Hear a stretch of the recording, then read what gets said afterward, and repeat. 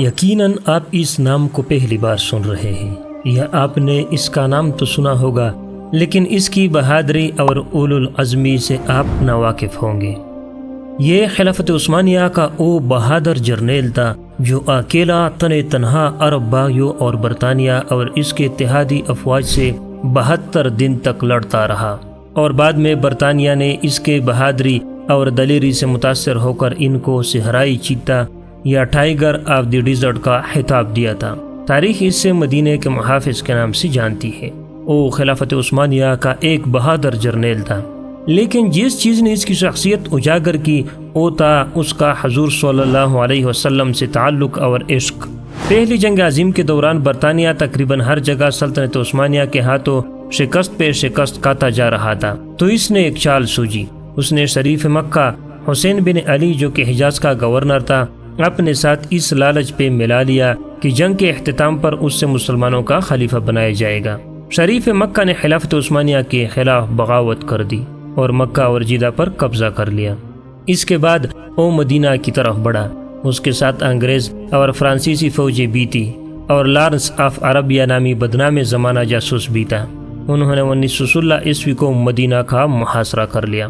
یہ محاصرہ 1919 عیسوی تک جاری رہا، کیونکہ ان کو یہاں کے عثمانی مجاہدوں کی طرف سے سخت مزاحمت کا سامنا پڑ رہا تھا۔ اس وقت مدینہ شہر کا دفاع ایک عثمانی سپہ سالار فہری پاشا یا عمر فخر الدین پاشا کے زیر نگرانی تھا۔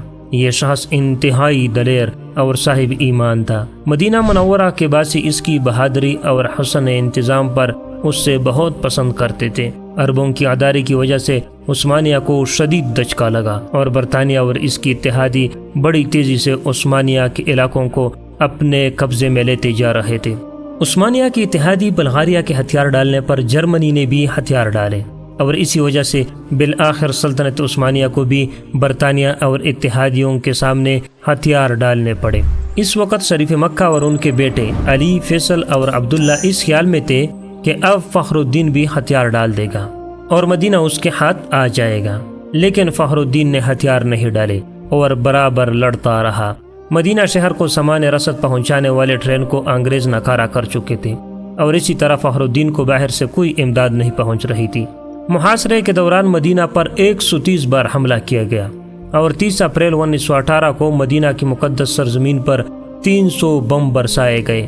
کھانے پینے کی چیزیں ختم ہو چکی تھی اور فخر الدین اور اس کی فوج ٹڈے کھاتے رہے، لیکن ہتھیار نہیں ڈال رہے تھے، اس لیے کہ اس کو خواب میں حضور صلی اللہ علیہ وسلم نے حکم دیا تھا کہ ہتھیار نہیں ڈالنا۔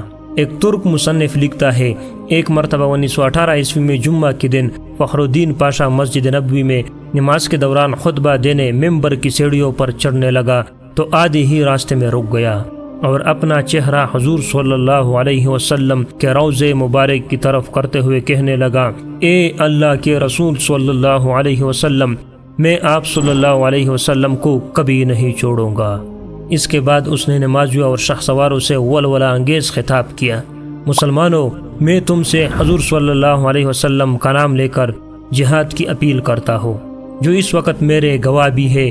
میں تمہیں یہ حکم دیتا ہوں کہ دشمن کی طاقت کی پرواہ نہ کرتے ہوئے ان حضور صلی اللہ علیہ وسلم کا اور ان حضور صلی اللہ علیہ وسلم کے شہر کا آخری گولی تک دفاع کرو۔ اللہ ہمارا حامی و ناصر ہو اور حضور صلی اللہ علیہ وسلم کی برکت ہمارے ساتھ ہو۔ ترک افواج کے بہادر افسروں، اے چھوٹے محمدیوں، آگے بڑھو اور میرے ساتھ مل کر اللہ اور اس کے رسول صلی اللہ علیہ وسلم کے سامنے وعدہ کرو کہ ہم اپنے ایمان کی حفاظت اپنی زندگی لٹا کر کریں گے۔ اس کے بعد فہری پاشا نے کہا کہ اس سے خواب میں حضور صلی اللہ علیہ وسلم نے حکم دیا تھا کہ وہ ابھی ہتھیار نہ ڈالے۔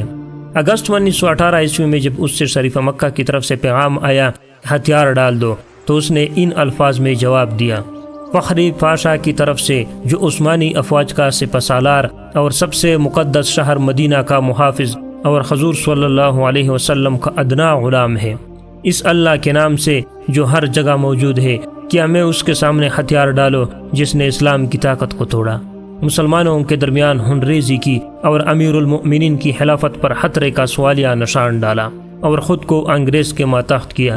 جمعرات کے رات میں نے خواب میں دیکھا کہ میں تکا ہوا پیدل چل رہا تھا اس خیال میں کہ کس طرح مدینہ کا دفاع کیا جائے۔ اچانک میں نے ایک جگہ پر خود کو نامعلوم افراد کے درمیان پایا جو کہ کام کر رہے تھے۔ پھر ان میں سے ایک بزرگ شخصیت کو دیکھا، وہ حضور صلی اللہ علیہ وسلم تھے، ان پر اللہ کی رحمت ہو۔ انہوں نے اپنا بایاں ہاتھ میرے پیٹھ پر رکھا اور مجھ سے تحفظ کا احساس دلانے والے انداز میں کہا، میرے ساتھ چلو۔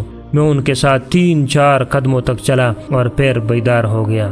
میں فوراً مسجد نبوی گیا اور ان کے روضے کے قریب اپنے رب کے حضور سجدے میں گر پڑا اور اللہ کا شکریہ ادا کیا۔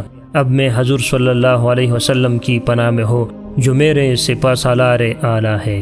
میں مدینہ کی عمارتوں، سڑکوں اور اس کی حدود کے دفاع میں دل و جان سے مصروف ہو۔ اب مجھے ان بیکار پیشکشوں سے تنگ نہ کرو۔ 30 اکتوبر 1918 عیسوی کو سلطنت عثمانیہ نے ہتھیار ڈال دیے اور وزیر جنگ نے فخری پاشا کو پیغام بھیجا کہ ہم نے معاہدہ کر کے ہتھیار ڈال دیے ہیں، اب تم بھی ہتھیار ڈال دو۔